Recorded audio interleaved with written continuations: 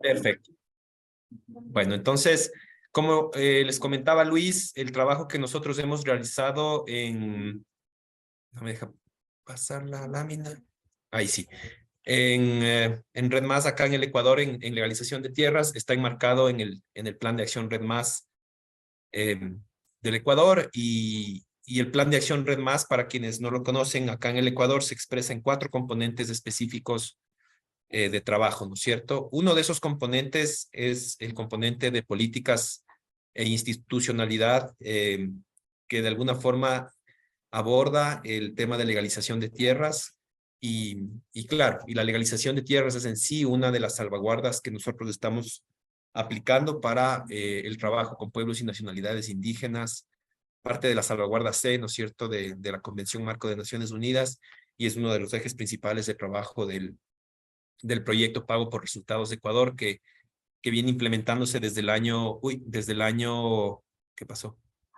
Desde el año 2019, ¿ya? Entonces, ese es el contexto en el que trabaja, ¿no?, en nuestro proyecto, trabaja dentro de la política nacional del Plan de Acción Red, en el componente 1, y para eso, de alguna forma, me disculpas, el Fondo Verde del Clima establece unas ciertas medidas, ¿no es cierto?, que hay que implementar para abordar las salvaguardas, no solamente de la Convención Marco de Naciones Unidas, sino del mismo fondo, que maneja unos estándares muy similares a los que establece la Corporación Financiera Internacional.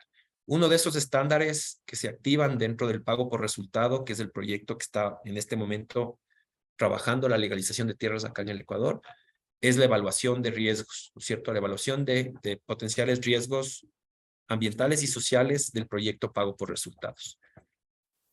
Inicialmente el proyecto realizó su primera evaluación o su primer screening de riesgos en el año 2018, más o menos, estableciendo un riesgo moderado de intervención del pago por resultados en distintas áreas, ¿no es cierto?, en distintos ejes de acción, entre esos la legalización de tierras. En ese entonces no se tenía aún definido los lugares de intervención, las comunidades específicas con las que íbamos a trabajar, lo cual hacía del riesgo mucho más alto.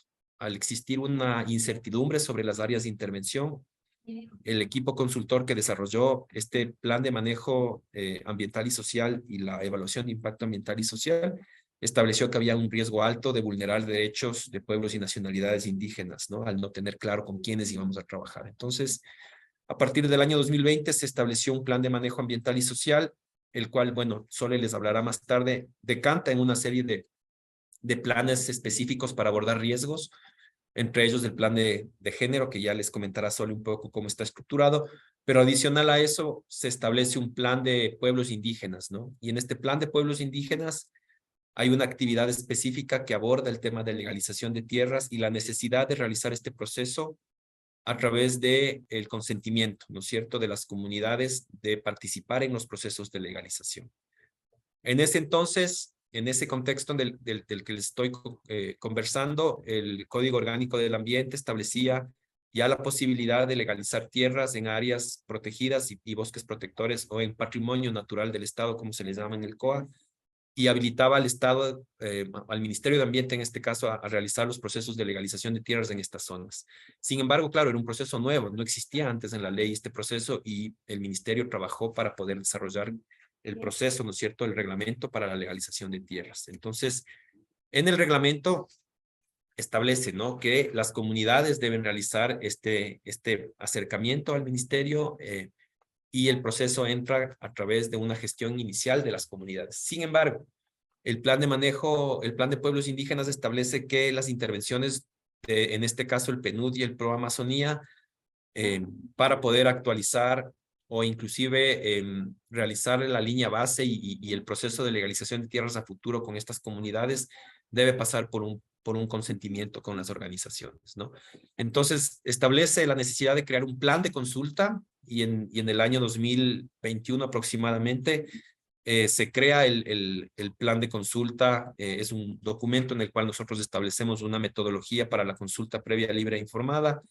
Se establecen unos pasos específicos para desarrollar el proceso de la consulta y se identifican ya en ese momento las comunidades con las que estamos trabajando actualmente, que son Son 5 comunidades en este momento indígenas de la nacionalidad shuar, localizadas en la zona sur del país, ¿ya? En la provincia de Morona, Santiago.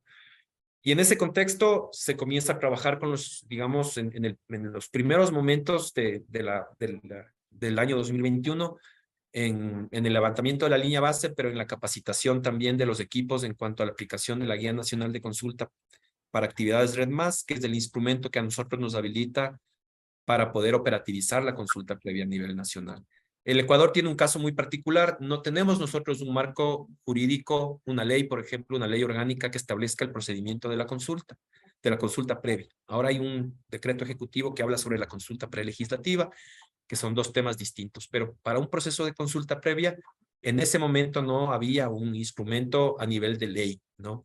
Entonces, de alguna forma, el Ministerio, a través del Plan de Acción Red Más, crea esta Guía Nacional de Consulta para la aplicación actividades Red Más y se establece a esa como una de las salvaguardas dentro de la, digamos, del abordaje y respeto de las salvaguardas Red que está establecido en el alcance nacional dentro de la salvaguarda específicamente C, de derechos de acceso a la propiedad de la tierra, territorios y recursos. Y en función de eso se hace el diseño del proceso de la consulta y se inicia ya los primeros acercamientos con los pueblos y nacionalidades de estas 5 comunidades de la nacionalidad shuar, iniciando con un primer proceso de identificar a los colectivos. Entonces, ese es como el eje principal de las salvaguardas que hemos trabajado nosotros, el proceso de consulta, que ya les voy a contar un poquito cómo funciona. Sin embargo, adicional a esta salvaguarda que se activa, se trabaja también en 2 salvaguardas adicionales, 3 salvaguardas adicionales que están expresadas en esta ley.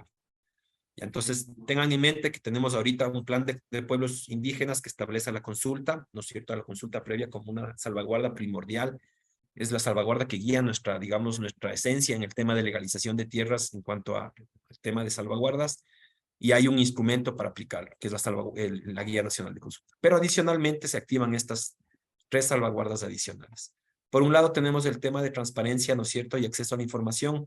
Esto se hace a través de la socialización, ¿no es cierto?, a todo nivel del proceso de legalización. El equipo de legalización de tierras, sí, ya les conversarán ellos más a detalle cómo ha sido este proceso, pero inician el acercamiento a nivel de nuestro país desde las organizaciones, ¿no es cierto?, que aglutinan a los colectivos indígenas en gran número, como la CONFENIAE, que es una organización a nivel regional en la Amazonía, que agrupa a las 11 nacionalidades indígenas que están ubicadas en la Amazonía y que de alguna forma tiene una presencia a nivel territorial en las 6 provincias. Entonces se informa a ellos que se va a iniciar el proceso de legalización de tierras y se les informa en las zonas específicas, solicitando además el acompañamiento de un punto focal, ¿no es cierto?, del dirigente en este caso de tierras, para que acompañe en lo posible en estos procesos. Después se comunica a las federaciones, ¿no es cierto? Acá en el Ecuador, las comunidades indígenas están organizadas a nivel de nacionalidades, pero también a nivel de federaciones provinciales. Entonces se habla con la federación también y se le informa que se va a trabajar con algunas asociaciones, y aquí viene un nivel más pequeño. La asociación es una organización de segundo nivel que puede aglutinar o aglomerar centros o comunidades. Y entonces una asociación, en este caso, puede tener 5 o 6 centros que son comunidades básicamente que trabajan. A ese nivel se trabaja el proceso de legalización. Entonces se baja desde la organización regional a nivel de la Amazonía, a la federación, al centro y después a la comunidad. Y se informa en estos espacios cómo va a ser el proceso y qué implica la legalización de tierras, ¿ya? Entonces, finalmente, quien brinda el consentimiento es la comunidad, ¿ya? Y esto se trabaja de la mano de la asociación. Las asociaciones son, de alguna manera, las organizaciones a nivel, digamos, territorial que pueden coordinar actividades a nivel de esas áreas, pero quien brinda el consentimiento a la larga son las comunidades. Entonces, las otras entidades están informadas y participan, ¿no es cierto?, como veedores, pero quien brinda el consentimiento es la organización de base. Entonces, ese primer momento de transparencia, de acceso a la información, va escalando desde arriba hacia abajo, lo va decantando, digamos, y se mantiene esa dinámica durante todo el proceso. El segundo, digamos, la segunda salvaguarda que igual está dentro de la salvaguarda B de eficacia de la Convención Marco y del Alcance Nacional de Salvaguardas del Ecuador, habla sobre el fortalecimiento de la gobernanza. Entonces aquí es justamente el trabajo que se ha realizado, como les comentaba, con las federaciones, con la CONFENIAE, con las dirigencias electas en los espacios de representación oficial, pero adicionalmente también en una articulación directa con el Ministerio de Ambiente, quien es la entidad que está no solamente velando porque el proceso de consulta se cumpla, sino que es además la organización que está trabajando o que realiza el proceso de legalización de tierras, ¿no es cierto? Y la verificación de toda la documentación necesaria. Adicional a eso, el proceso también se articula con la Secretaría Nacional de Pueblos, que ha sido un actor clave para poder, en algunos casos, gestionar o garantizar que las organizaciones con las que estamos trabajando puedan, en algunos casos, inclusive legalizar o actualizar sus estatutos, que es el documento acá que les habilita, digamos, a tener una personería jurídica y que es un requisito para el proceso de legalización. Entonces, hay una articulación a nivel del Estado central, pero también un fortalecimiento de la gobernanza a nivel territorial con los distintos niveles de organización que les acabo de comentar. Adicionalmente, bueno, se trabaja también en el eje, ¿no es cierto?, del fortalecimiento de las políticas nacionales y la implementación de la normativa, digamos, para la legalización de tierras, de bosques protectores del Ministerio de Ambiente. Entonces, el proceso entra a generar ya la aplicación del marco normativo que está habilitado en el Ministerio para la legalización de tierras, pero adicionalmente a fortalecer el plan de acción Red Más en el eje justamente de legalización de tierras en el componente 1, ¿no? Entonces, este proceso de alguna forma está enmarcado desde el marco jurídico más grande que les comentaba, que es el Código Orgánico del Ambiente, que luego se expresa en el reglamento o en la normativa para la legalización de tierras y que trabaja de manera articulada entre 12 subsecretarías, en este caso la Subsecretaría de Patrimonio Natural, que es quien está habilitada para el proceso de legalización de tierras en bosques protectores, ¿no es cierto?, de llevar este proceso, pero adicionalmente la Subsecretaría de Cambio Climático es la que está verificando que el proceso de consulta previa se haga en función del instrumento que les comentaba hace un momento, que es la Guía Nacional de Consulta. Entonces hay un fortalecimiento interno del ministerio en articular estos procesos y en generar, digamos, de alguna manera, o de garantizar que el derecho a la consulta y a la libre determinación se está cumpliendo en función de la implementación del proyecto pago por resultados y del componente de legalización de tierras. Y finalmente, la salvaguarda D habla sobre el respeto de formas, ¿no es cierto?, de convivencia, organización social y ejercicio de las autoridades en sus territorios ancestrales. Esta, perdón, es la salvaguarda C. Aquí hay un error, no es salvaguarda D, sino es salvaguarda C. Y esta básicamente, en realidad, se la cumple porque el trabajo que hacemos nosotros en el proceso de legalización de tierra se hace con las dirigencias electas. Nosotros nos aseguramos de que el diálogo inicial, ¿no es cierto?, para ingreso a la comunidad sea a través de los representantes legales electos por la comunidad y que cuentan con el acta, ¿no es cierto?, que corrobora la elección de esta directiva frente a la comunidad. Entonces, no se hace el proceso de legalización y eso hemos visto que puede ser una práctica riesgosa, ¿no? Que se haga un acercamiento a la comunidad a través de un tercero o de personas que no están legalmente reconocidas como los dirigentes o los representantes de esa organización para generar, digamos, expectativas sobre la legalización.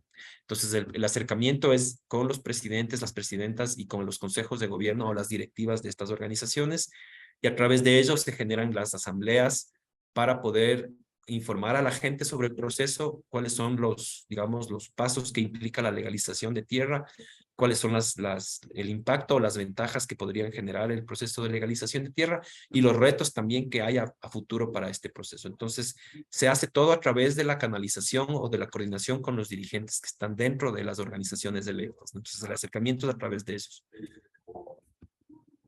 Y no puedo pasar. Ahí fue.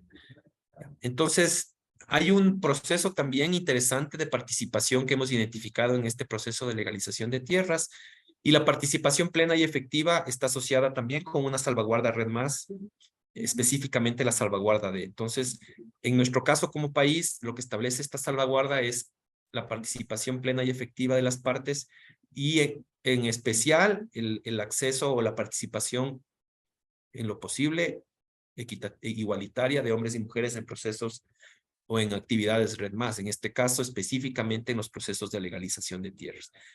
Sole ya les comentará un poquito más a profundidad sobre cómo se ha realizado este trabajo, pero del análisis que hemos hecho nosotros en los procesos específicamente de consulta y en la participación que han tenido hombres y mujeres en estos primeros procesos durante el año 2022, estoy seguro que tenemos datos posiblemente un poco más actuales, tenemos que hacer ese análisis, pero estos son al corte 2022.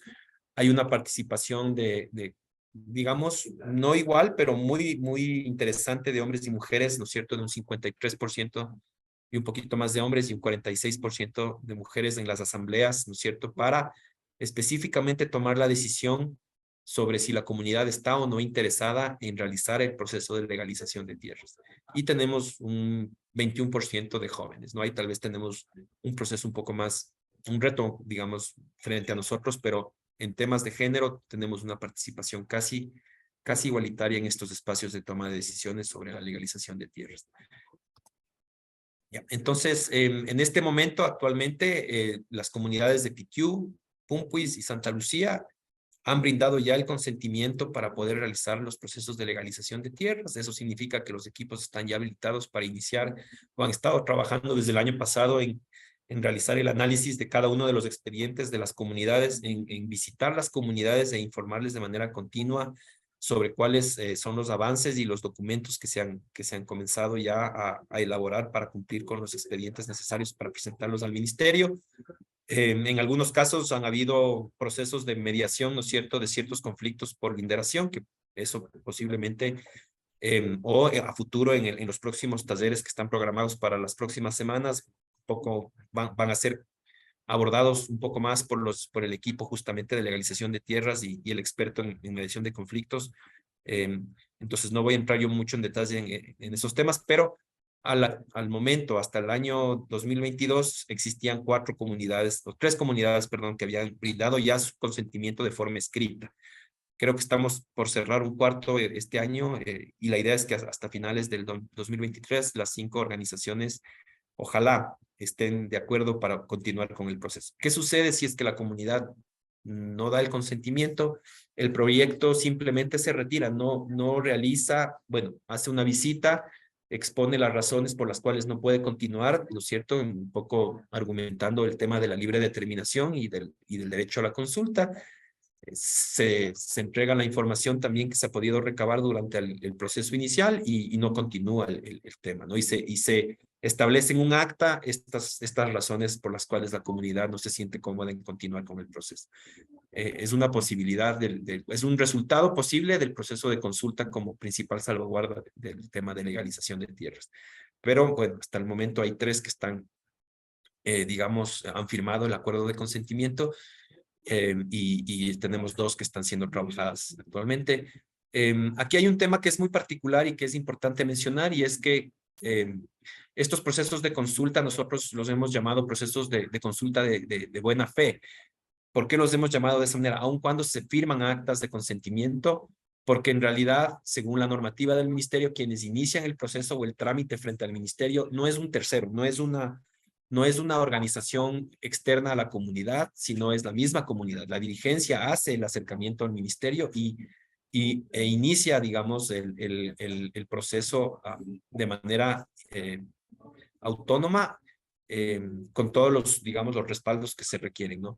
Claro, aquí el respaldo y el apoyo que da el proyecto Pago por Resultados y el Pro Amazonía en sí es generar todo ese expediente que es necesario para iniciar el proceso, pero a la final, quien toma la decisión de iniciar o no el proceso de legalización de tierras va a ser siempre la comunidad. Entonces ahí ya está implícito el proceso del consentimiento. Sin embargo, el ingreso a la comunidad, las visitas continuas, los talleres que se generan, todas las reuniones de información, sí son, digamos, delicados, ¿no es cierto? Y deben contar con el consentimiento. A ese nivel llegamos, al consentimiento de poder ingresar, levantar la información, realizar todo el proceso, ¿no es cierto?, previo a la legalización de tierras, los talleres, el levantamiento topográfico, etcétera, y al final se entrega la información a la organización, quien toma al último, hay un, digamos, un momento final de consentimiento que sería final, que es ya presentar o no el expediente. Y eso sí está dentro de la gobernanza propia y de los mecanismos de toma de decisiones propios de las mismas organizaciones. Entonces, ese es como, digamos, el escenario que tenemos. Adicionalmente, y este es un trabajo que estamos haciéndolo ahora, es la activación de un mecanismo de quejas, que es otra salvaguarda que está dentro de las salvaguardas sociales vinculadas con la participación plena y efectiva. Aquí hay un ejemplo de cómo se ve, ¿no es cierto?, nuestro mecanismo de quejas del Ministerio de Ambiente para actividades Red Más. Este mecanismo está, digamos, habilitado en las oficinas zonales del Ministerio. Estamos capacitando al personal continuamente, al personal tanto del programa Pro Amazonía y Pago por Resultados, como al personal del Ministerio de Ambiente sobre el mecanismo de quejas, y se está difundiendo el mecanismo a nivel comunitario. Ese es el paso que estamos haciéndolo ahora. Entonces, la idea es poder realizar unas capacitaciones con las comunidades, ¿no es cierto?, de cómo deben o cómo pueden presentar una queja y qué implica la presentación de esa queja, ¿no? Entonces, ese es el paso que está programado para este año. Este afiche que ustedes le ven acá está traducido ya al Shuar Chicham, que es el lenguaje o la lengua de las comunidades con las que estamos trabajando. La idea es poder tener presente esta información en las casas comunales, digamos, en las instalaciones de las organizaciones, y poder capacitar en cómo acceder al mecanismo de quejas, ¿no? Entonces tenemos un número de WhatsApp, hay un correo electrónico, están las oficinas, ¿no es cierto?, aquí listadas donde se puede realizar las denuncias de manera presencial. Entonces la idea sería también poder generar ya un canal directo con las comunidades para cualquier problema que pueda surgir a futuro, no solamente en la intervención de legalización de tierras, sino cualquier actividad que podamos tener para Red Más. Aquí está el afiche que les comentaba, que está ya traducido al Shuar, y que esperamos poder ya llegar con este afiche a futuro en las organizaciones y comunidades con las que estamos trabajando, para que puedan ellos presentar cualquier inconveniente que identifiquen en la implementación, no solo del tema de legalización, sino en cualquier actividad, Red Más específicamente, ¿no? Eso es mi intervención de manera, digamos, breve sobre las salvaguardas que se han implementado actualmente en el proceso de legalización de tierras, y que estamos, bueno, como ven, en el camino de implementar algunas otras ideas que tenemos para este proceso. Eso de mi parte, Luis, no sé si es que tienen alguna pregunta para poder solventar. Listo, gracias, Rodri. Claro, nosotros como Ministerio del Ambiente, para explicar un poquito, hemos tenido varios procesos de apoyo, digamos, con financiamiento, con iniciativas, por ejemplo, para la legalización de tierras. Se ha dado varios procesos, por ejemplo, con instituciones, con Profafor, con Cooperación Internacional, y el tema con Pro Amazonía es un programa más que nos apoyan en la legalización de tierras en bosques protectores, especialmente en la Amazonía del Ecuador, y se cumplen todos estos procesos de salvaguarda red con el fin de evitar conflictos sociales, conflictos ambientales, tanto para las comunidades como para el Ministerio del Ambiente. Entonces se cumplen todos estos pasos que están establecidos dentro del mecanismo red, y con eso nosotros podemos gestionar también los temas de legalización de tierras y otros proyectos también que se ejecutan, como restauración, conservación de bosques. Entonces, esto es más o menos cómo está dado la iniciativa aquí en Ecuador. Si tienen alguna duda, alguna pregunta, pueden realizarle para conversar con Rodrigo.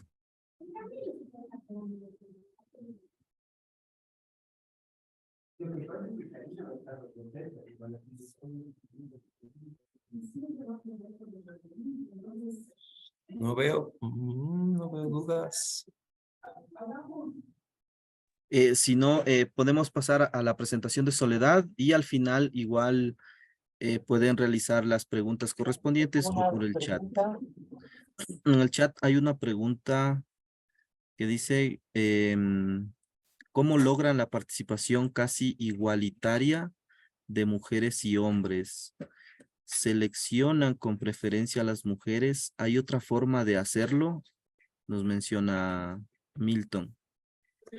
Sole, no sé si tú tienes en tu presentación algo respecto a esta pregunta que hace Milton, o quieres que aborde yo esta esta respuesta? No específicamente, tal vez solo señalar y, perdón, buenos días, colegas, que es algo, digamos, que se va adaptando según el contexto, ¿no es cierto?, en el que nosotros vamos trabajando. Ya les voy a comentar un poco cómo hemos trabajado en algunos espacios en Proamazonía para generar justamente espacios de participación equitativa. Tiene que ver principalmente con conocer, ¿no es cierto?, el contexto de las comunidades con las que estamos trabajando, trabajar, como ya lo dijo Rodri, directamente con las dirigencias y solicitar este tema de la participación como un tema específico y de especial interés, ¿no? Que tiene como relevancia dentro de todo el proceso de legalización de tierras en este caso, pero también en el resto de procesos que llevamos adelante con Proamazonía. Principalmente es de eso. Para eso, digamos, tomamos en cuenta algunas condiciones de participación, ¿no es cierto? Y una vez que se ha trabajado con la dirigencia en la importancia de trabajar el enfoque de género y los temas participativos, consideramos temas del uso del tiempo, por ejemplo, porque ustedes saben que por roles de género las mujeres generalmente destinan las primeras horas del día al trabajo de cuidado, entonces generalmente consultamos los mejores horarios para que las mujeres también puedan participar. Consideramos temas de la traducción cultural, dado que muchas mujeres, sobre todo en comunidades que están más adentro, no hablan el castellano, entonces se necesita traducción cultural. Entre otros temas, ¿no es cierto? También espacios de cuidado para los más pequeños, porque las mujeres acuden generalmente a los talleres, a las reuniones con sus pequeños. Entonces son algunas de las consideraciones que sí nos han garantizado digamos, en la mayor parte de la implementación del Proamazonía como un resultado positivo para generar y para promover la participación. Gracias, Sole. Listo, entonces podemos pasar a la presentación con Soledad. Igualmente, si tienen preguntas pueden hacerlas en el chat o al final de la presentación también podemos escuchar o activar el micrófono para hacer las preguntas. Gracias, Luis. No sé si ahí se puede ver la presentación. ¿Sí? Sí. Espérenme un momentito, por favor. Bueno, muchas gracias. En primer lugar, quería agradecerles por este espacio que nos están brindando a los colegas de Guatemala, a nuestros colegas del MATE, por supuesto, para comentarles un poco cuál ha sido el proceso de incorporación del enfoque de género en la intervención en red, en el caso específico de Proamazonía y del proyecto Pago por Resultados, que es el más nuevo de los proyectos que tenemos. Lo que quiero dar aquí es más bien un mensaje de tomar en cuenta el contexto en el que estamos trabajando. Para nuestra realidad, en la Amazonía nosotros trabajamos con 11 pueblos y nacionalidades que presentan sus propias características, sus propias problemáticas, pero que sin embargo responden a los mismos patrones de exclusión, ¿no es cierto?, social e histórica respecto de la participación económica, política de las mujeres. Y en eso se ha enfocado, ¿no es cierto?, el Proamazonía ya estos casi 5 años, justamente partiendo de las líneas que nos propone tanto el Plan de Acción Red Más, como algunos lineamientos que ya ha planteado los mismos donantes. En este caso, el Fondo Verde para el Clima, tanto para el Proamazonía y para el pago por resultados. Producto de esto, como les comentó ya Rodrigo, en el año 2019, más o menos empezó todo un proceso de construcción participativa, ¿no es cierto?, de los planes de manejo social y ambiental, entre los cuales está justamente el Plan de Acción de Género, que es un plan de acción, creo que uno de los más ambiciosos que se tiene dentro de mitigación, ya que contempla 36 indicadores y 76 actividades. Justamente dirigidas, ¿no es cierto?, a abarcar como ejes principales para garantizar el empoderamiento de las mujeres, pero también procesos de justicia social en las áreas de intervención, porque el tema de Red Más para el Ecuador, o el Ecuador parte justamente de la visión o de la teoría del cambio y dejarlo asentado dentro de los territorios en los que trabaja.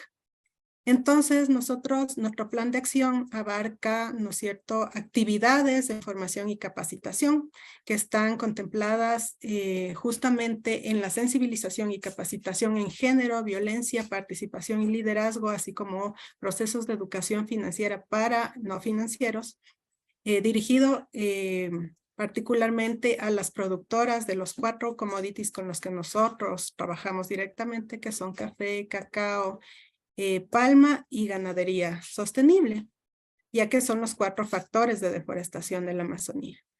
Estos procesos de formación y capacitación, por supuesto, no están dirigidos únicamente a las comunidades, sino que requieren que los mismos equipos técnicos y nuestros aliados estén sensibilizados en estos temas, como para poder reconocer y plantear acciones que no promuevan, ¿no es cierto?, o profundicen las brechas que nosotros encontramos en nuestros territorios de intervención. Otra de las líneas es justamente la participación de las mujeres, que como ya lo decía Rodri, está vinculada a la salvaguarda que nos pide justamente estos espacios equitativos en lo que corresponda y en lo que se pueda, ¿no es cierto?, a la participación de las mujeres y a la toma de decisiones de las mujeres en procesos informados.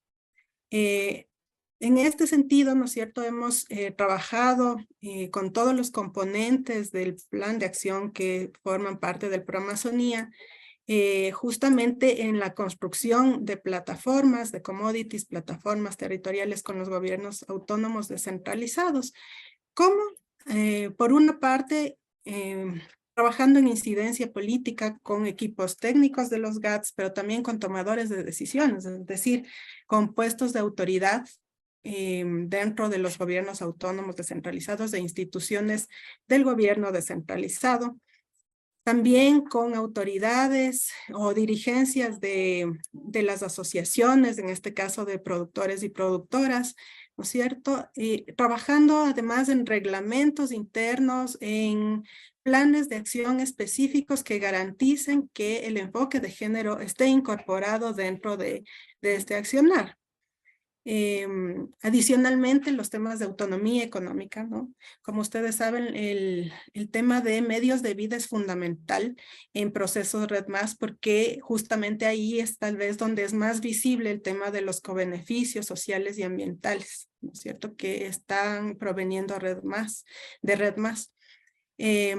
Como con la participación de mujeres en bioemprendimientos y sobre todo ahora en el tema de regularización de tierras, que como les decía, el tema de la propiedad sobre la tierra sigue siendo una brecha importantísima dentro de los territorios en los que nosotros estamos actuando. Ha sido bien interesante, por ejemplo, con el formulario que lograron y el levantamiento de información que se logró con los compañeros del componente de políticas de institucionalidad que está encargado del tema de legalización y regularización de tierras, encontrar, por ejemplo, que existen todavía todos estos temas más considerados culturales relacionados a la propiedad de la tierra, es decir, que se mantienen formas culturales de tradición para la herencia o la transmisión de las tierras, ¿no es cierto?, en las que se prefiere todavía a los hijos hombres o a los allegados hombres. Esto sobre todo en comunidades que están un poco más alejadas de los centros urbanos y que no necesariamente se vinculan con la justicia más ordinaria, digámoslo así, ¿no es cierto?, o que están vinculados con las instituciones del sistema legal. Lo que sí pasa, por ejemplo, en los centros más urbanos, en donde ya se puede encontrar una mayor participación de las mujeres en la tenencia de la propiedad de la tierra. Otra temática que nosotros trabajamos por el tema mismo que implica Red Más, es el cambio climático, ¿no es cierto? A partir de la participación directa en la mesa de trabajo Red Más, el trabajo con salvaguardas, el trabajo con restauración y actualmente en el proyecto Pago por Resultados en estas áreas de pago por desempeño. Y finalmente en seguimiento y monitoreo, a través de la construcción de indicadores, ¿no es cierto? De gestión también, pero también de monitoreo de cómo se están llevando adelante los temas de género dentro de los sistemas más grandes para Red Más. Esto es el sistema de información de salvaguardas, ya que contamos con un módulo específico por el que todos los implementadores de red deben reportar sus acciones de género o cómo están transversalizando el enfoque de género. Así también el sistema de información de gestiones y medidas Red Más, que se alimenta también de la información del CIS. Adicionalmente, internamente, nosotros tenemos un sistema de monitoreo y seguimiento en el que están incorporados todos nuestros indicadores de género, ¿no es cierto? Con el que trabajamos con cada uno de los componentes y con cada una de las actividades planificadas por los componentes.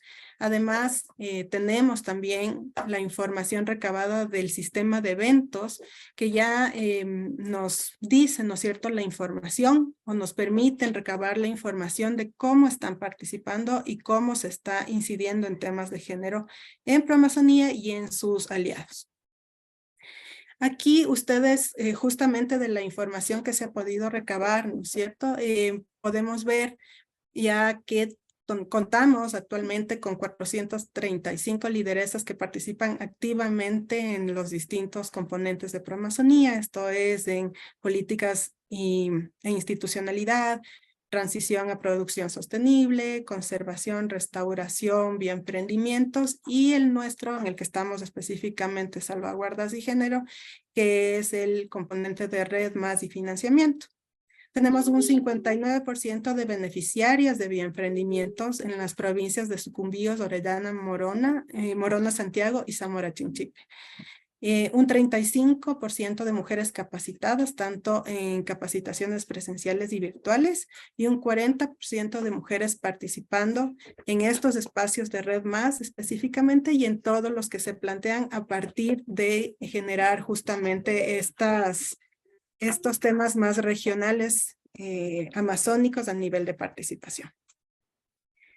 Bueno, la información esta de 113 eventos registrados puede subir porque también queríamos comentarles que desde Proamazonía nace una iniciativa que se llama Votos Violeta, justamente a partir del trabajo que venimos realizando en transversalizar el enfoque de género. Que nos ha dado resultado una campaña comunicacional que actualmente está siendo escalada a nivel nacional por el PNUD, Ecuador, y también por el Ministerio del Ambiente, siendo la primera institución nacional adscrita a esto, lo cual nos causa mucha alegría, ¿no es cierto?, por el alcance. La intención es vincular a todos los actores que deben estar actuando en territorio o que generan acciones en territorio justamente para reducir las brechas de género en el tiempo. Teniendo en cuenta además que Proamazonía es un programa que está a punto de desaparecer como tal y sigue el proyecto Pago por Resultados. Entonces es una iniciativa que está sensibilizando a bastantes instituciones, a distintos actores y tenemos más de 1,500 personas sensibilizadas hasta junio de 2023. Algunos de los resultados que tenemos hasta ahora, por ejemplo, es contar con una caja de herramientas para incorporar el enfoque de género que la hemos puesto al público para que un poco también pueda servir, ¿no es cierto?, las experiencias del Proamazonía en temas de formación, en temas de producción sostenible, manejo forestal sostenible, ordenamiento territorial y finanzas sostenibles. Además, nosotros al tener también como uno de los públicos con los que trabajamos, ¿no es cierto?, las comunidades, hemos trabajado en cartillas de género y cambio climático, cartillas de prevención de la violencia basada en género, cartilla de género y comunicación. Las cartillas de prevención de la violencia basada en género han sido un insumo bastante importante para transmitir justamente el mensaje de la prevención, tanto a hombres y mujeres. Y por eso hemos visto la necesidad de traducirla a 3 idiomas amazónicos que ahorita son un insumo que llevamos directamente para este trabajo, que son el Huao Tadedo, el Xuarchicham y el Quichua amazónico. Adicionalmente tenemos módulos para el reporte, como les mencionaba, en estos grandes sistemas con los que nosotros trabajamos. Contamos con instrumentos de planificación territorial, 28 planes de ordenamiento territorial y 5 planes de uso y gestión del suelo, así como planes de vida de las comunidades indígenas que ya están incluyendo el enfoque de género en la Amazonía por primera vez, y eso cabe recalcar, y ha sido bien interesante porque sobre todo en planes de vida ya se ve como ese uso diferenciado del territorio de las mujeres, ¿no? En relación al uso del territorio en sí mismo, de las tierras y de los bosques. Además, otro resultado que tenemos es el apoyo que hicimos a Banecuador, un banco nacional, en la mejora del producto financiero Super Mujer Rural, que es un crédito, ¿no es cierto?, que un poco ha flexibilizado como los requisitos, las garantías para acceder al crédito, y tenemos la información de que si bien hay un porcentaje de morosidad, la mayoría de las pagadoras son mujeres respecto a este crédito, y se ha eliminado la firma del cónyuge para el acceso justamente a este crédito. Entonces ha facilitado que muchas de las productoras o muchas de las mujeres que están en bioemprendimientos puedan darle un impulso justamente a sus emprendimientos, a sus negocios, ¿cierto? Además, los talleres de prevención de violencia en comunidades de la Amazonía, y en este sentido recalcar que ha sido bien importante las voces, sobre todo de mujeres y hombres jóvenes de las comunidades amazónicas que están interesados en trabajar directamente estos temas, porque ven como un problema real, ¿no es cierto?, al tema de la violencia de género.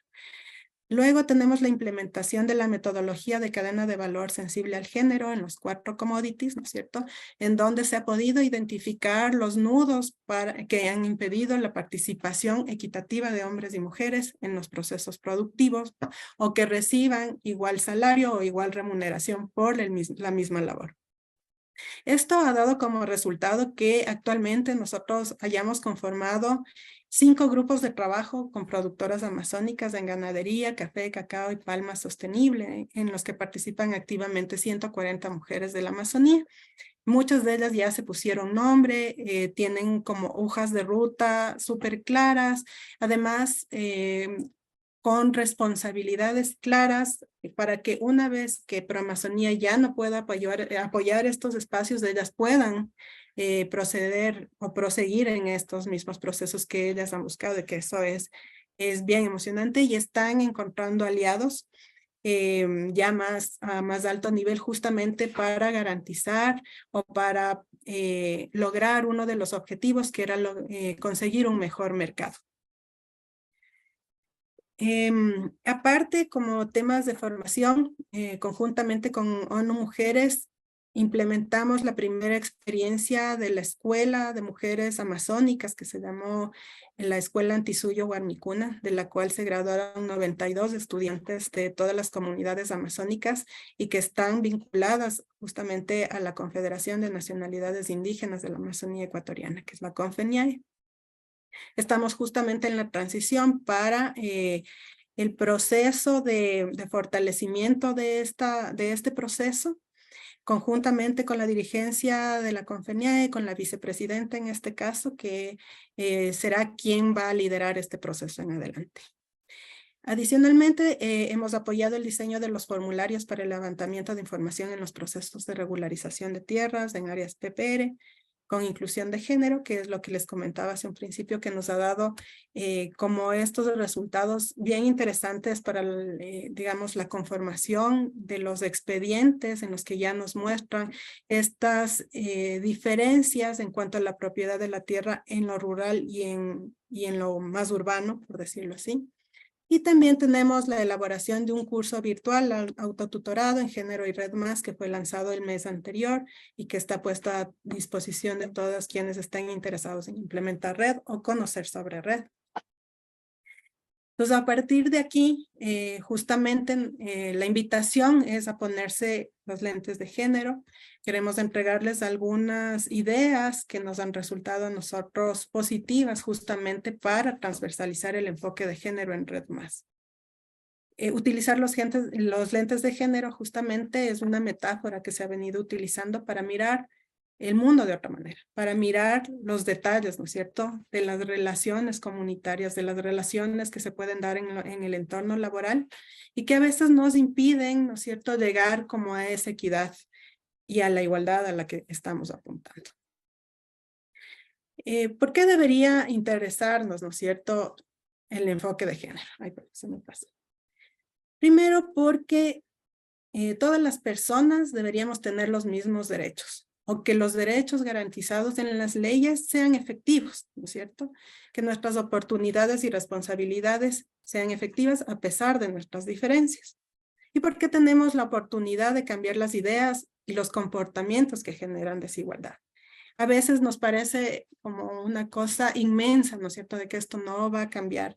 Pero sin embargo, la experiencia nuestra nos muestra que poco a poco, los pasos pequeños o grandes que se den, sí pueden generar cambios donde nosotros estemos influyendo, ya sea a nivel personal o laboralmente. Entonces, nos llevamos esa consigna como equipo de Proamazonía, como equipo Red Ecuador, y nosotros queremos aportar a mejorar las condiciones de vida de hombres y mujeres, ¿no?, para solucionar estos problemas existentes, contribuir a la sostenibilidad de la vida del planeta, ya que estamos hablando de los recursos del planeta y de todas las personas que contribuyen a sostener la vida en el planeta, es decir, aquellas que nos permiten comer, que nos permiten tener ropa planchada, que nos permiten cuidar a nuestros hijos mientras vamos a producir efectivamente, ¿no es cierto? Y aportar a la política pública nacional y local con acciones tendientes a la justicia social. ¿Qué es el enfoque de género? Bueno, para partir, ya muchos de ustedes estarán relacionados con estos términos, ¿no es cierto? El enfoque de género es un análisis, una metodología de análisis, básicamente, que utiliza conceptos diferenciadores de sexo y género para identificar elementos de desigualdad, con lo que nosotros comprendemos y describimos la diferencia de acceso a recursos. Uno de esos recursos fundamentales justamente es la tierra, la propiedad sobre la tierra, y los beneficios entre hombres y mujeres en un contexto económico, político, social o cultural específico. Lo hacemos justamente a través de una visión de interseccionalidad, en el que incluimos, ¿no es cierto?, elementos vinculados con el origen étnico, la condición socioeconómica y el sexo con el que nacemos. ¿Por qué? Porque justamente hay brechas de género. Brechas de género son estas diferencias de las que venimos hablando, ¿no es cierto? Y son evidentes justamente en las limitaciones en la participación y en la toma de decisiones en espacios comunitarios, familiares y políticos. En el menor acceso, uso y manejo de maquinarias, herramientas, dinero y crédito, y yo añadiría tierras. En el menor acceso a la educación, en índices incrementados de violencia basada en género, ya sea patrimonial, física, psicológico, sexual, en el poco poder de decisión sobre su salud sexual y reproductiva y en un empleo inadecuado o no remunerado. ¿De dónde sacamos esto? Para Amazonía, específicamente, ¿no es cierto?, fue interesante que durante 2019, con la colaboración de ONU Mujeres, se pudo realizar un diagnóstico que se llama Diagnóstico de Mujeres Amazónicas, que evidencia las principales brechas de género que existen en la región amazónica y que ahora, gracias a un trabajo que se realizó a través de una consultoría, también sabemos que se repiten dentro de las áreas del proyecto Pago por Resultados. Sabemos, por ejemplo, que están relacionadas con el uso del tiempo, que las mujeres destinan 78 horas en relación a las 60 horas que los hombres ocupan para el trabajo, sea este remunerado, no remunerado y de subsistencia. Destinan menos tiempo, por tanto, a la educación, al ocio, a la participación política y al cuidado propio. En la Amazonía dedican en promedio semanal 4 veces más tiempo que los hombres al trabajo no remunerado. es decir, lavar, planchar, cocinar, cuidar a los niños, cuidar a las personas adultas mayores, cuidar a las personas enfermas. Las actividades comunitarias también en territorios indígenas están como parte de su trabajo y de su rol, entre comillas, natural. También encontramos que en la Amazonía el 82.2% de los hombres son propietarios de la tierra frente al 11.9% de las mujeres.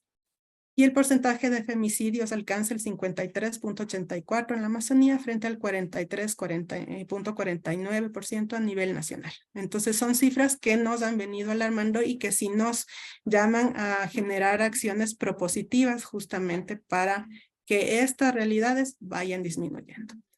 ¿Por qué hacemos esta relación de género y cambio climático? Porque si bien tanto a hombres y a mujeres los impactos, ¿no es cierto?, o los efectos negativos del cambio climático nos afectan, sin embargo, ese tipo de afectación no es igual.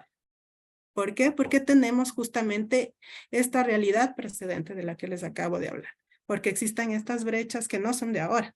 Esto viene de siglos, ¿no es cierto?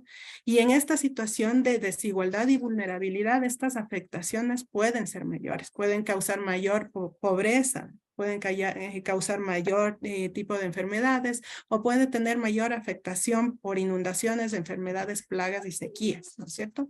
Por eso la idea clave es aquí que todos quienes intervenimos en red generemos y pensemos en acciones para garantizar los derechos de las mujeres. A esto se conoce como equidad.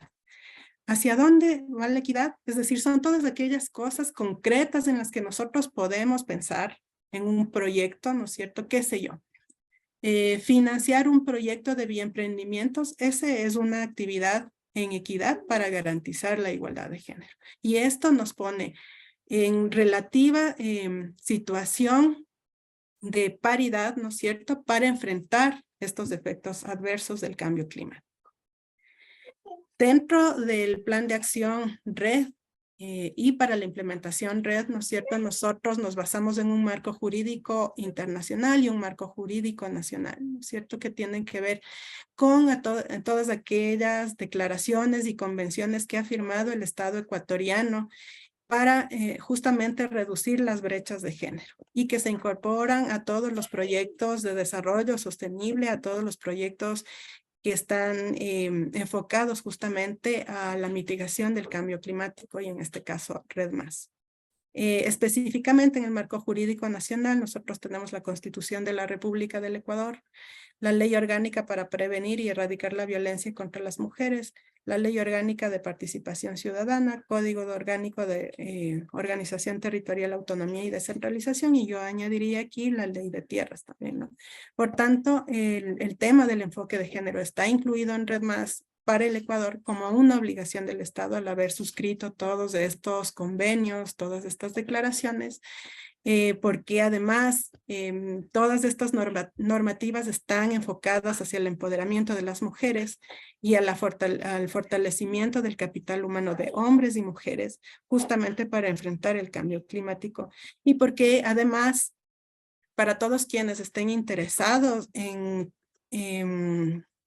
intervenir en RED+, hay un financiamiento internacional a través de los proyectos que han integrado género y salvaguardas específicamente. Esta es más bien una línea de tiempo que la voy a pasar muy rápidamente de cómo se ha transversalizado género en los instrumentos de políticas, programas y proyectos sobre cambio climático en el Ecuador, ¿no es cierto? El plan de acción RED, como pueden ver, nace en 2016 y contiene ya un diagnóstico de base justamente que nos permite actuar y ya nos da unos lineamientos específicos para intervenir en RED+ en el Ecuador y en el caso de ProAmazonía. Algunas de las recomendaciones que nosotros venimos compartiendo con algunos actores interesados en aplicar actividades de RED+ con enfoque de género tiene que ver con justamente generar, si es que no está generada la normativa que garantice justamente la inclusión y la participación de las mujeres, de los jóvenes, de pueblos y nacionalidades, de las diversidades sexogenéricas, ¿no es cierto? De recolectar información desagregada por sexo, etnia u otros factores de exclusión, identificar las brechas de género existentes en la zona, porque eso es fundamental. Crear una línea de base en la que ya se incluyan indicadores de género con la que nosotros podamos medir, ¿no es cierto?, las diferencias de cómo inició el proyecto a cómo avanza. También generar alertas, por supuesto, de si no se están profundizando, si se profundizan o no las brechas de género con nuestra intervención. Eso hay que tener mucho cuidado, ya que estaría justamente vulnerando los derechos colectivos. Contar con las problemáticas diferenciadas de hombres y mujeres. Adicionalmente, asegurar la inclusión de mujeres en iniciativas de los gobiernos locales y espacios de participación. Eso también es fundamental y a veces no se toma en cuenta que para transversalizar género, si estamos hablando de transversalización de género, es necesario que las iniciativas, los proyectos cuenten con un presupuesto específico para las actividades relacionadas con género. Y que además las intervenciones, las iniciativas cuenten en lo que se pueda con áreas especializadas o especialistas en la materia. Incluir género en temas participativos no significa necesariamente que vamos a poner 50 mujeres, 50 hombres, sino que vamos a medir además la calidad de esa participación para que al final del día o al final de la intervención podamos contestar a estas preguntas. ¿Están incluidas las mujeres? ¿Cómo incluimos a las mujeres? ¿Y qué podemos hacer para garantizar que ellas sigan participando después de nuestra intervención? Algunos de los lineamientos que nosotros consideramos básicos para la implementación del plan de acción, de nuestro plan de acción de género, ¿no es cierto?, ha sido caracterizar a las mujeres vinculadas al proyecto a través de la sistematización, de la recolección de información constante con las actividades que desarrollamos en el programa, desarrollar nexo y facilitación con los actores locales, es decir, que yo no haga un taller y me vaya, sino que siempre esté vinculada a los espacios, que se devuelva la información a los actores para que un poco puedan garantizar, un poco dar seguimiento a lo que hace, a lo que promueve justamente el proyecto. Asegurar la presencia y participación de las mujeres, jóvenes y nacionalidades en actividades que organice, en nuestro caso, el programa. Mapeo de buenas prácticas y casos exitosos que se puedan resaltar y levantar alertas sobre posibles conflictos relacionados con la participación de las mujeres dentro del plan de acción de género. Eso en breves rasgos vendría siendo la intervención en lo que tiene que ver con el enfoque de género en Red Más.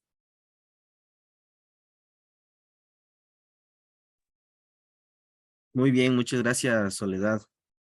Estuvo súper interesante la intervención y especialmente porque el tema de género es un tema muy importante que se debe incluir en toda la gestión que nosotros hagamos como Estado y se pueda incluir el cumplimiento de metas. También tenemos el cumplimiento de los ODS en el ámbito de género. Entonces, básicamente estamos en esa línea para nosotros poder evitar cierto tipo de conflictos y poder generar política pública en el marco de la inclusión de género. Listo. No sé si tienen alguna pregunta acerca de las exposiciones del día de hoy. Básicamente era explicar el tema de red, las salvaguardas y el enfoque de género, cómo se está trabajando en el Ecuador. Si tienen preguntas, podemos realizarlas para poder aprovechar la presencia de los técnicos, de los especialistas en estos temas. Por favor,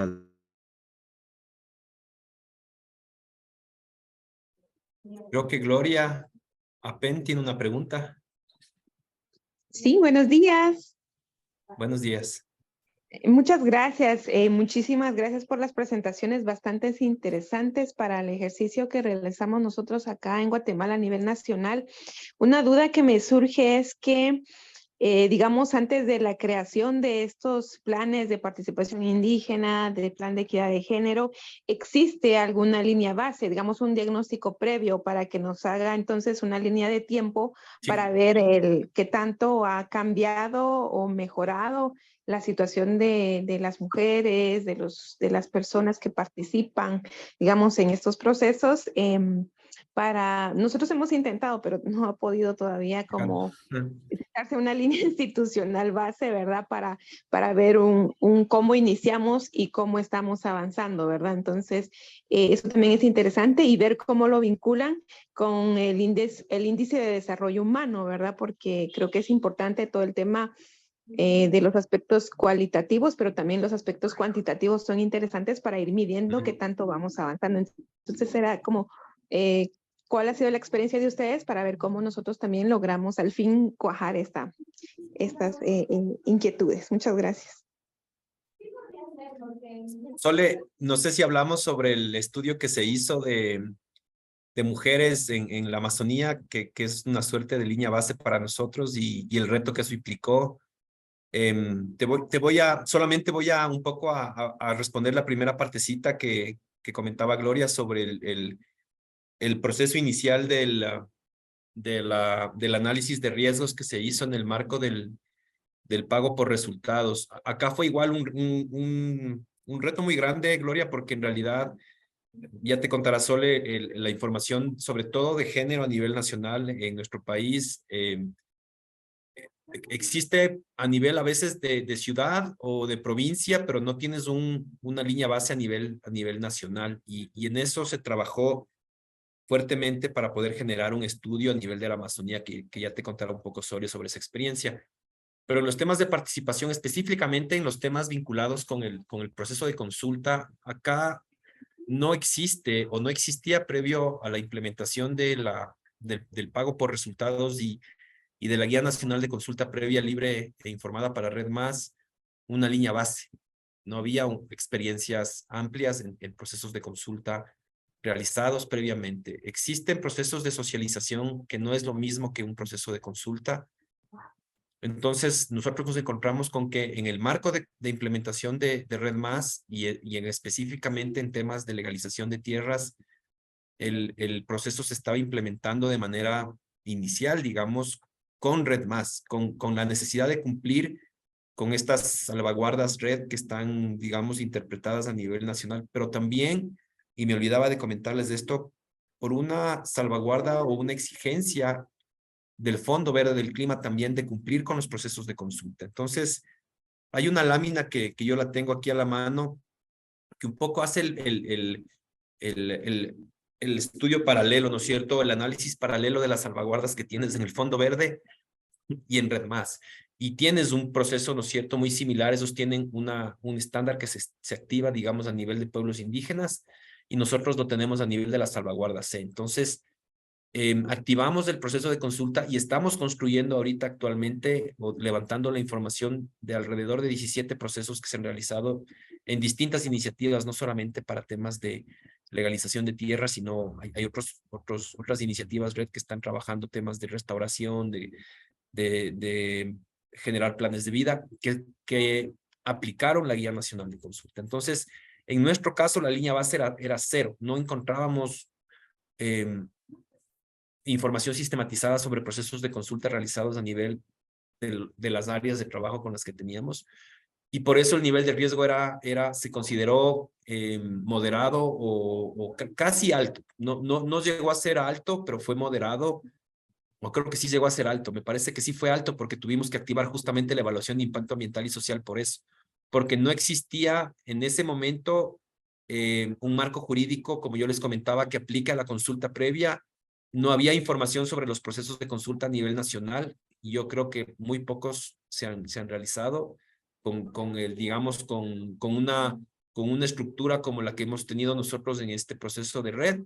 Y claro, al haber un nivel de incertidumbre tan alto, el riesgo se dispara y entonces hubo la necesidad de crear un plan de pueblos y nacionalidades que incorpore la Guía Nacional de Consulta y que además evalúe esos procesos. Ahorita estamos justo en un proceso como te comento, de sistematizar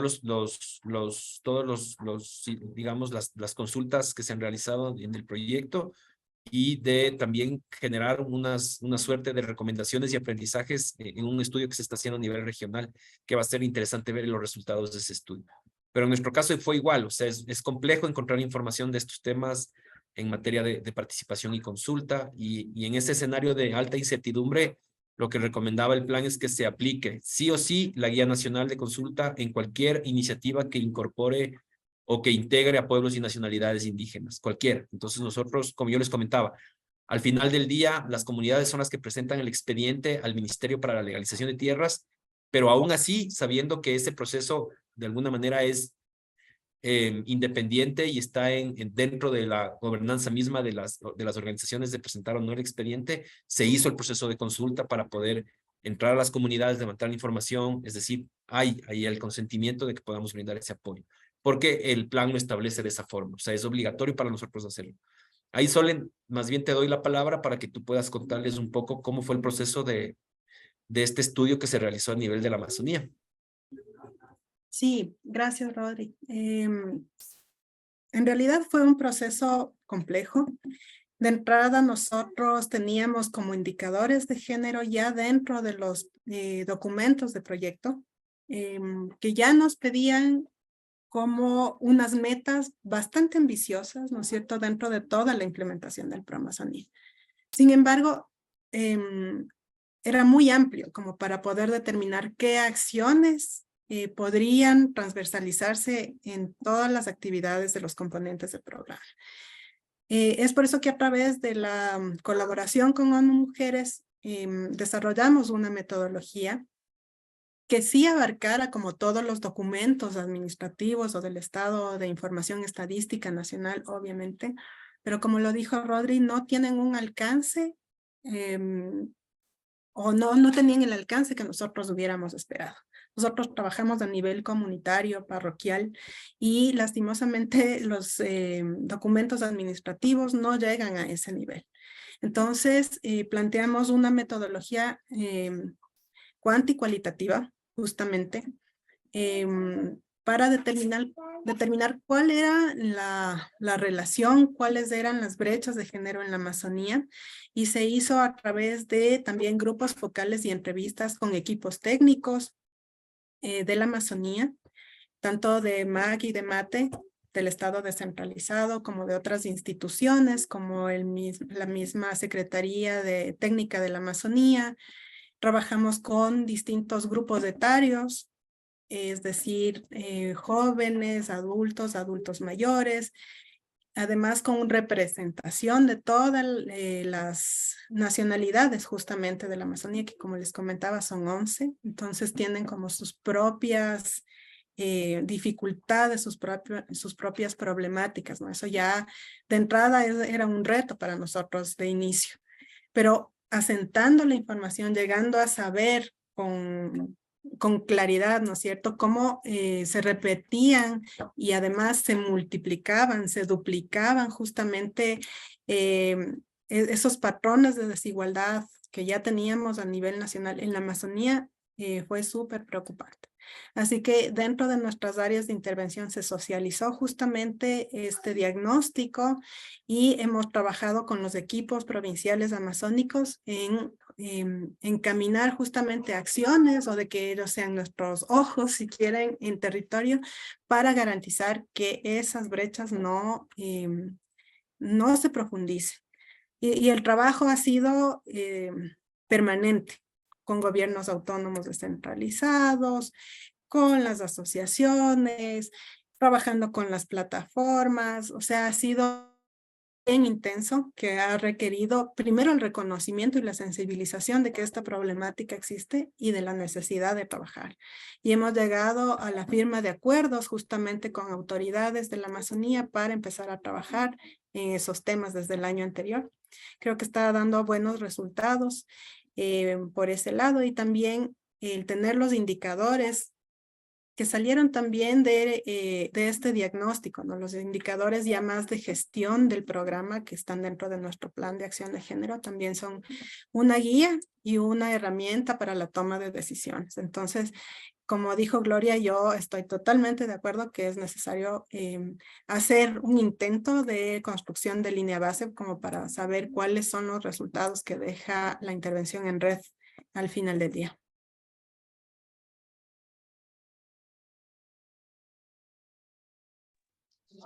Muchísimas gracias a ambos por la respuesta. Muchísimas gracias. Si tienen esos documentos que mencionan o si nos pueden decir en qué links podemos ubicarlos o si ya están en plataforma, pues también para seguirlos consultando, ¿verdad? Muchas gracias. Sí, sí, Gloria, están en la página de Proamazonía, que es www.proamazonía.org. Hay una sección de género. Ahí tenemos algunos documentos de la caja de herramientas. Y también podríamos compartirle a Luis el link de la caja de herramientas para que pueda compartirle a todos y a todas. Sí, sí, gracias, Soledad. Si tienen alguna documentación, bueno, ya la voy a recolectar para subir y que pueda servir de material también para que puedan leer. José tiene la mano levantada. Si puede ser tu pregunta, adelante. ¿Qué tal? Mucho gusto. ¿Se escucha? Hola. Sí, sí, te estamos escuchando.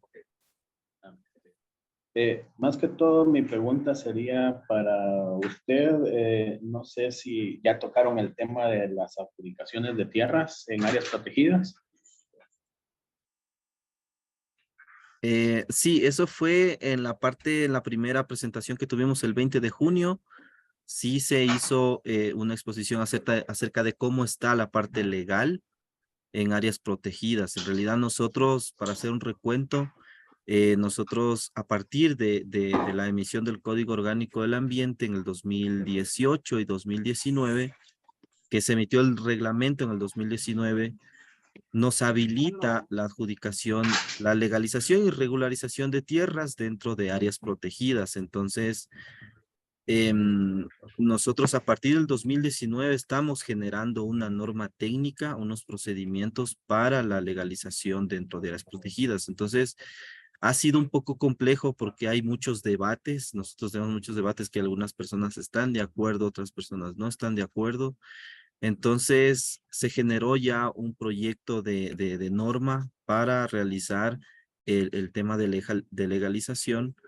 Sin embargo, tenemos que cumplir, como mencionó Rodrigo, el tema de la consulta prelegislativa, que es socializar a todas las organizaciones, especialmente las comunidades, pueblos y nacionalidades, y cumplir con este proceso de la consulta prelegislativa con el fin de que no vulnere algún principio de autodeterminación.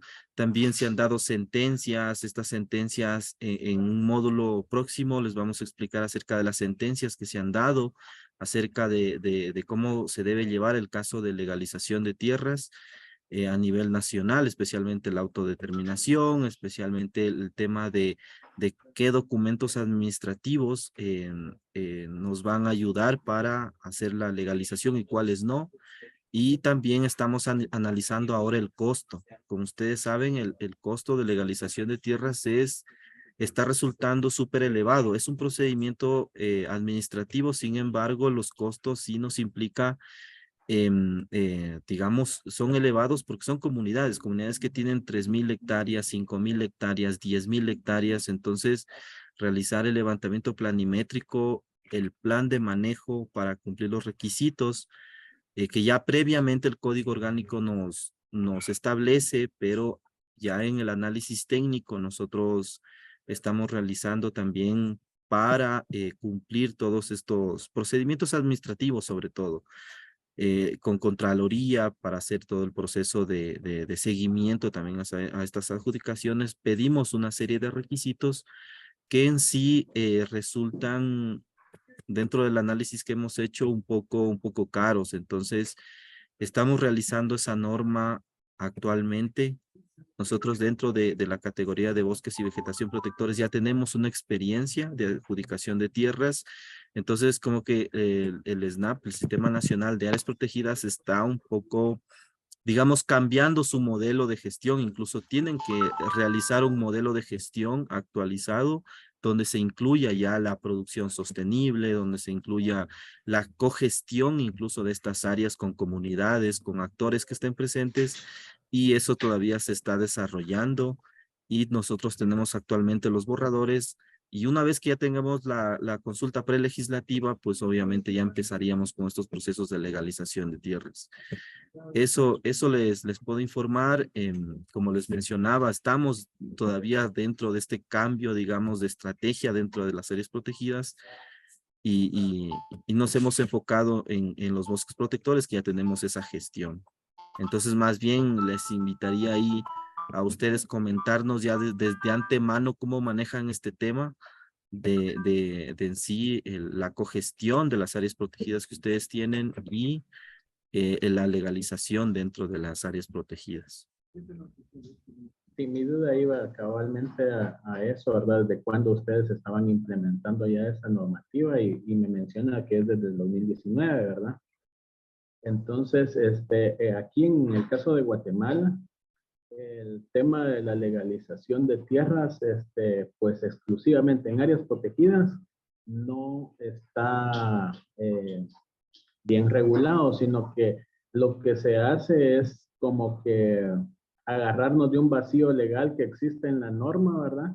Y lo único que se ha podido solo en el tema es en regularización, no en legalización de tierras. Y en regularización únicamente en una zona que se llama zona de amortiguamiento de las áreas protegidas. Entonces, mi duda, y tal vez más adelante van a profundizar ustedes en el tema, ¿verdad? Es si ustedes pueden legalizar en todas las áreas protegidas o la norma les indica que es en cierta parte de las áreas protegidas. Y con relación al tema que se está tocando el día de hoy, las salvaguardas ambientales y sociales, si esas son aplicables antes del proceso de legalización, durante el proceso o hasta después. Son aplicables antes, durante y después. El proceso de consulta, por ejemplo, el consentimiento se da antes de cualquier acción, ¿no es cierto? O sea, si es que se va a hacer la legalización de las tierras, el proceso de consulta previa tiene que iniciar antes y sobre todo la fase de información al colectivo, antes. Una vez que dan el consentimiento, no significa que termina ahí la actividad.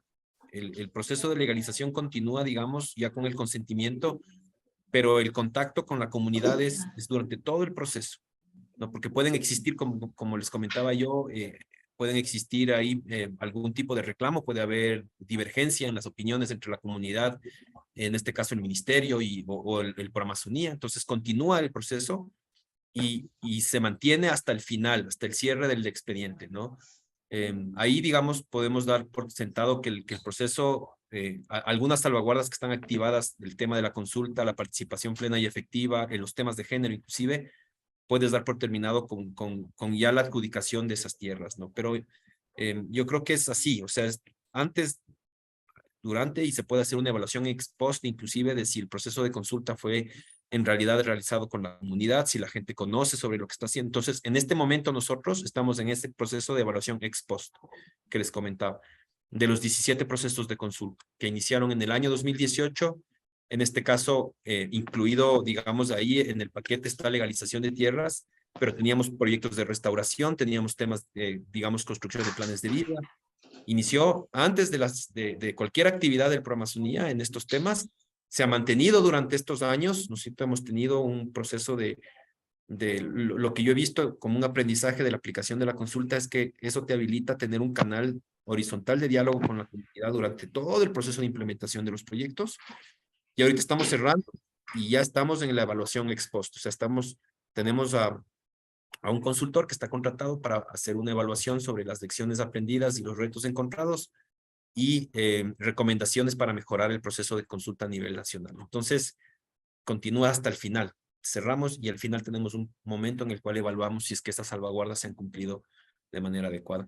Yo le veo así el ciclo de vida, ¿no? Y el Estado, siendo quien garantiza este derecho, continuamente está sujeto digamos, a trabajar de esta forma para garantizar que en realidad los procesos, como yo les comentaba, de consulta cumplan con estos estándares internacionales, al no existir un marco jurídico aún de la consulta previa, porque lo que les comentaba hace un momento Luis, el tema de la consulta prelegislativa sí está normado en un acuerdo, en un, digamos, decreto presidencial. Este nos sirve para, de alguna forma, validar y aprobar las normativas administrativas del ministerio con los potenciales afectados. Pero ya a nivel de comunidad se aplica la consulta previa. Entonces, la idea es que podamos tener todo ese ciclo de vida antes, durante y al final, hacer como la evaluación de si en realidad este proceso se cumplió a cabalidad o si es que existen mejoras que pueden realizarse a futuro. En el caso de la consulta, ¿no? De esta salvaguarda específica. Ya en el tema ustedes saben, en el marco de red hay la salvaguarda A nos habla sobre fortalecer el marco jurídico y la política pública nacional en materia de conservación de bosques. Y lo que hemos hecho nosotros es justamente, como les comentaba Luis, trabajar en el contexto de bosques protectores, porque la normativa para áreas protegidas está pendiente, está, digamos, siendo pulida y va a pasar por este proceso de consulta prelegislativa, pero en bosques protectores estamos habilitados para trabajar. Y lo que estamos haciendo es fortalecer justamente este instrumento legal que tiene el ministerio, que antes no existía y que teníamos ese mismo problema que tú mencionas, ¿no? La legalización en algún momento la realizaba, me parece aquí, Luis, si me equivoco, el Ministerio de Agricultura, quien estaba habilitado a través de la ley de tierras, ¿no es cierto?, y de sus competencias sobre tierras rurales, de legalizar los predios en esas zonas. Pero claro, existía siempre este conflicto porque había territorios indígenas en áreas protegidas que son competencia del ministerio. Entonces, el Código Orgánico sanea eso. O sea, nos da a nosotros esa ventaja de poder trabajar ya en el patrimonio natural del Estado para el proceso de legalización. Y ahí entramos nosotros ya a fortalecer el mandato, digamos, de la ley con el reglamento que manda el Ministerio para Bosques Protectores como una salvaguarda para fortalecer el sistema del Ministerio y cumplir con, digamos, con esta visión del Plan de Acción Red de legalizar tierras como una medida o una acción, no solamente que se expresa en una salvaguarda, sino que es uno de los objetivos que tiene el Plan de Acción Red aquí a nivel nacional. Entonces, toda una red que se va como tejiendo ahí, ¿no? Y que hay que saber cómo identificar estas salvaguardas y sobre todo es interesante porque se puede reportar estos avances a nivel nacional, pero también a nivel internacional, o sea, dar cuenta de que se está cumpliendo con las salvaguardas tanto del Fondo Verde, como yo les comentaba, pero también de la Convención.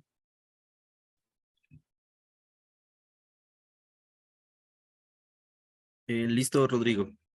Tenemos otra pregunta que menciona cómo se desarrolla el proceso de consulta y consentimiento. ¿Puede ampliarnos? No sé si puedes ampliar un poquito más.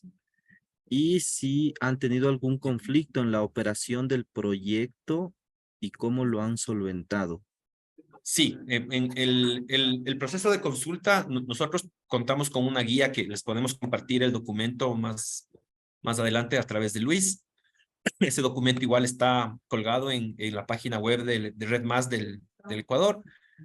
Y es una guía, como dice su nombre, es una guía, digamos, que fue construida en el año 2014 con pueblos y nacionalidades indígenas y con la asesoría del Alto Comisionado de Derechos Humanos, ¿no? Entonces, es una guía sencilla, pero que establece 4 pasos muy claros. El primer paso es identificar al colectivo. Entonces, en la identificación del colectivo, nosotros hacemos un análisis de a qué nacionalidad pertenece, a qué lengua es la que prioriza la nacionalidad o la comunidad, dónde están ubicados, cuántas personas están dentro de esas comunidades, cuáles son sus mecanismos de resolución de conflictos, quiénes son los dirigentes que están electos, cómo funciona el tema de toma de decisiones en estas comunidades. Es decir, se hace un análisis que se expresa en una ficha de con quién vamos a realizar el proceso de consulta. Entonces, inicia con ese primer paso. Una vez que sabemos y tenemos claro el escenario y estamos seguros de que la acción que vamos a realizar en la comunidad está ya aprobada, ¿no es cierto?, a nivel de las autoridades, a nivel del ministerio y de los proyectos, hacemos los primeros acercamientos con las dirigencias electas, con los consejos de gobierno, acá se llaman, usualmente son dirigencias o consejos de gobierno, ¿ya? Hay un protocolo, inclusive, que nosotros tenemos de ingreso a las comunidades, ¿ya? Entonces, este primer acercamiento que se hace con las dirigencias de las comunidades, se hace una vez, como yo les explicaba, una vez que ya se ha hecho toda la comunicación a nivel de las otras organizaciones más grandes, ¿no? De la CONFENIAE, en este caso, que es la organización regional en la Amazonía, de las nacionalidades y de las federaciones. Entonces, hay reuniones que se hacen previamente para informarles que vamos a hacer este acercamiento, para no generar una división o una disputa entre dirigencias. Pero al final aterrizamos con la dirigencia que es electa en la comunidad, hacemos este primer acercamiento y verificamos que hay un interés o no de continuar con el proceso. Si hay un interés, se hace una asamblea, se convoca una asamblea a través de las dirigencias y se explica el proyecto. Y esto puede tomar 1, 2, 3 reuniones, 4 reuniones, las que sean necesarias, hasta que sabemos que la comunidad está completamente informada y de acuerdo. Y una vez que los dirigentes y la comunidad a través de la asamblea han tomado la decisión de continuar, se firma un acta de consentimiento o un convenio o un acuerdo de consentimiento dependiendo del nivel de complejidad de la intervención en territorio de pueblos y nacionalidades. Esto puede tomar un montón de tiempo, o sea, en algunos casos nos ha tomado todos estos 4 pasitos, sobre todo en la fase de información y toma de decisiones, varios meses. En el caso de legalización de tierras, no fue tan complicado, digamos, le tomó un par de meses, porque los procesos de legalización ya habían iniciado previamente por las organizaciones, es decir, ellos ya tenían el interés de legalizar. Lo que necesitaban justamente era completar ciertos requisitos para poder iniciar el proceso o continuar el proceso en el ministerio. Entonces había el interés, ahí digamos, el diálogo no es tan complejo, pero aún así tomó tiempo. Y seguimos ahorita, como yo les comentaba, con 2 organizaciones trabajando en estos temas. El conflicto, claro que han habido conflictos, o sea, y en tema de legalización de tierras, el tema de conflicto creo yo primordial es el tema de inderación, ¿no? O sea, de los límites, o un poco en una comunidad por ahí puede sentir que hay problemas porque la lideración está afectándole territorialmente. Entonces aquí bueno, esta creo que es materia de charla para un próximo módulo, pero lo que se suele hacer o lo que se estila hacer acá con el equipo es generar asambleas para poder dialogar sobre estos temas. Hay un mediador especializado justamente en mediación de conflictos. Creo que esa es una necesidad, o sea, necesitamos tener gente experta en esos temas. Y se solicita también el apoyo muchas veces de la CONFENIAE, que es la organización, como les comentaba, que tiene representación de las 11 nacionalidades y tiene presencia en las 6 provincias, para que ellos también jueguen una suerte de rol de mediación para poder definir estos temas, ¿no? Pero toma tiempo, no es algo que se hace en una reunión, toma algunas reuniones, algunas conversaciones, hay que siempre ir preparados, ¿no? Con el material, digamos, necesario para visualizar el tema en este caso de linderación, los mapas, toda la información que la gente usualmente solicita, ¿no? Y una vez que se llega a alguna resolución, pues siempre dejar eso por escrito en actas, en documentación que nos sirva a nosotros de respaldo para poder definir que efectivamente se ha logrado subsanar esos conflictos. En tema de tierras, usualmente son esos los principales conflictos, pero bueno, en Red Más tenemos temas asociados a bioemprendimiento, restauración, que integran otros retos también. Y bueno, y creo que la dinámica es muy parecida, ¿no? Es poder sentarnos con las dirigencias de las organizaciones, dialogar sobre el problema, buscar una solución a través de espacios, ¿no es cierto?, que puedan tener como objetivo abordar esos problemas, no señalar quién es el causante de algún reclamo o incomodidad, sino buscar la solución. Pero como te digo, con personal que está capacitado para esos temas y tratar de que todo eso quede documentado, ¿no? Que quede documentado. Eso podría comentar. No me quiero adelantar más o no quiero hablar más de estos temas porque me estaría robando el espacio de Enrique, que va a dar una charla específica de conflictos, tengo entendido, la próxima semana. Entonces, yo por lo pronto me quedaría ahí. O sea, creo que esa podría ser la respuesta. Sí, ahí ahondando un poco más, como mencionó Rodri también, o sea, se realiza el apoyo como proyecto, se realiza la consulta, pero en el caso de que una comunidad no quiera o se niegue a este apoyo, pues entonces no se lo realiza. No sé ahí, Rodri, como cuando ya niegan, ya se niega una comunidad, niega ya, ¿ustedes no Sí, intervienen o hacen alguna cosa? No, puede suceder a veces que las comunidades no están interesadas en ese momento o que hay un fuerte liderazgo, ¿no es cierto?, que está representado en un consejo de gobierno que no tiene interés de trabajar con nosotros en temas de conservación, restauración, etc. O que hay intereses distintos, que ellos tienen tal vez un interés con otros temas productivos que no son compatibles. Entonces nosotros respetamos esa decisión. En ese caso lo que hacemos es, sí, esas decisiones pasan a ser a ser registradas en un acta, ¿no? En un acta que nos dé a nosotros el registro de que la comunidad no quiere proseguir con el tema, ¿no? Y nos retiramos, es decir, nos retiramos. Eso no significa que a futuro la comunidad no tenga el chance o la oportunidad de hacer un acercamiento y de plantear un trabajo con el ministerio o con Red Más. No tenemos esa suerte de, digamos, de penalización a las organizaciones, pero el derecho es respetar un poco la decisión que han tomado en sus propios espacios, ¿no es cierto? Pero que eso quede registrado por escrito, porque lo que hemos visto es que usualmente cuando un proyecto se retira y no tiene esos respaldos, después hay posibles reclamos de las organizaciones que hay un abandono, ¿no? Que no hay un seguimiento, que no hay un acompañamiento, y muchas veces con esa documentación se puede respaldar que en efecto la comunidad en sus espacios de toma de decisiones nos manifestaron de manera formal que no querían continuar con el proceso. Nosotros lo que usualmente solicitamos es, ¿no es cierto?, que puedan, además del acta que se genera durante esa reunión, que nos puedan enviar un oficio, un documento firmado por los representantes manifestándonos que no están interesados, y con eso estamos tranquilos y tenemos el respaldo y, como te digo, sin tener como ningún tipo de penalización o cierre a seguir trabajando con las organizaciones a futuro. Pero hay que registrar esos temas. Y ahí se cierra. Y eso también es consulta. O sea, eso también se llama consulta previa. La consulta sí debería, digamos, propender a poder trabajar después del consentimiento, pero el proceso de consulta lo haces y puede ser que llegues al consentimiento como no, y es igual de válido. O sea, tiene la misma validez, creo yo. Eso, compañeros, compañeras. Listo. O sea, en el ámbito de áreas protegidas, yo creo que igual los colegas del SNAP están buscando financiamiento, apoyo. Entonces, nosotros ya tenemos un proceso avanzado ya de consulta pública, perdón, consulta de los proyectos, y con eso pues ya podemos ya ir, digamos, avanzando un poco más. Entonces, sí hemos hecho para todos los proyectos esta consulta. Yo creo que los colegas de áreas protegidas se enmarcan o se están marcando también en eso. Yo creo que voy a hacer la invitación a los colegas de áreas protegidas para que nos hagan un diagnóstico de cómo están, para que ustedes también ya se entiendan así a la par, porque nosotros estamos trabajando aquí como otra categoría de conservación, bosques protectores, que tenemos ya avanzado, ya un 50% de adjudicaciones de tierras.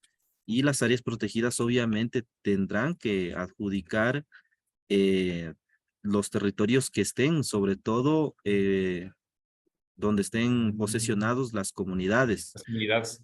Claro, Y hay entonces, un tema. Ay, disculpa que te interrumpí, Luis. Sigue, discúlpame. sí, solamente quería mencionar que, por ejemplo, el Código Orgánico del Ambiente nos menciona que en un orden de prelación, primero las comunidades, luego personas naturales y jurídicas. Entonces, como que existe un primer espacio para las comunidades y luego el resto, y así se fortalece la gestión. Sí, y hay una particularidad interesante porque no sé si esto pasa también con los colegas de Guatemala, pero el tema es que, claro, la figura de conservación acá del área protegida versus la de bosque protector sí considera una restricción un poco mayor en las áreas protegidas sobre el uso de ciertos recursos naturales. Entonces, las áreas tienen planes de manejo que se construyen en función de lograr objetivos de conservación. Esos planes de manejo, en teoría, si es que se realiza un proceso de legalización con las comunidades, son sujetos también de realizarse a través de una construcción participativa y de una consulta a las comunidades que están dentro del área. Porque puedes establecer objetivos de conservación que van en contra de los medios de vida y de las tradiciones y usos de las comunidades. Es súper interesante. Entonces es un reto importante que hay y que en los bosques protectores no es tan complejo, digamos, tiene su complejidad también, pero la categoría de conservación es digamos, no tan restrictiva como la de las áreas protegidas. Ese es el tema también que es sumamente interesante y que deberíamos analizar a futuro cuando ya empecemos a hacer los procesos de legalización de tierras en áreas protegidas. Eso nomás, Luis y compañeros y compañeras, como también para plantear un escenario futuro interesante acá en el Ecuador que tiene sus retos y que demanda también un proceso, como decía Luis, de trabajo ya específico en áreas protegidas. Sí, si tienen alguna otra duda, compañeros, pueden igual realizarlas a través del chat también, para seguir conversando en este taller.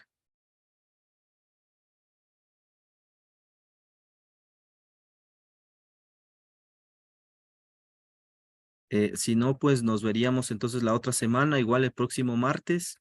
Tenemos, digamos, la continuación de este proyecto enmarcado en red, ya específicamente en el bosque protector Cutucuxaimi y cómo se ha manejado ya específicamente los conflictos socioambientales que han existido y cuáles son las herramientas que se han utilizado.